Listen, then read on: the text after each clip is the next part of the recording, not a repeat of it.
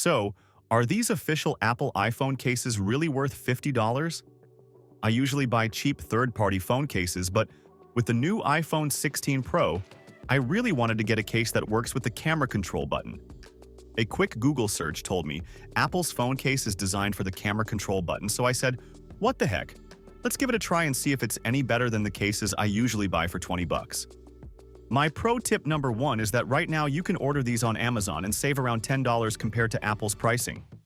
The thing with Apple accessories is that they're always made from the best materials, and you can instantly tell you're holding a premium product. With this case, I'm not really getting that feeling. It's nice, it feels decent, but it doesn't feel any different than other phone cases out there. It does have the MagSafe charging built in, and the camera control button works flawlessly, so it does give you the full iPhone experience and maintains all the functionality you'd have without a case. I was a little annoyed how much the iPhone 16 Pro wobbles when placed flat on a desk, and the silicone case does help stabilize it a little bit, although it doesn't completely eliminate the wobble. It sits nice and snug on the phone, but I gotta say the fit isn't as good as what I've gotten from third-party cases with my previous iPhones. I'll show you more about that in a minute. What surprised me is how soft, rubbery, and sticky the material feels compared to some other silicone cases I've used in the past.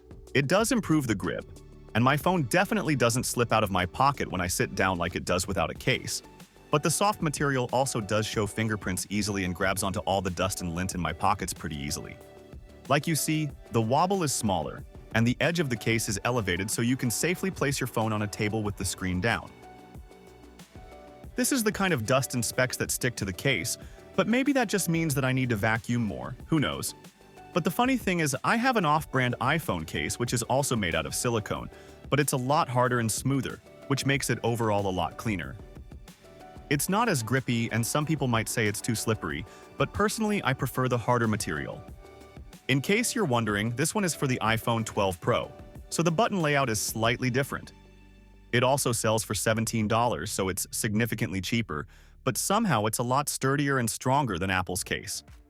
The thing that bugs me with this Apple case the most is that sometimes when I've had my phone in my pocket for a while and I pull it out, I'll have one corner of my phone partially sticking out of the case, just like this. It's not like the phone is about to fall out of the case, and I can easily push the phone back in, but this type of fitment issue is super weird, and I've never seen anything like it with any other Apple accessory.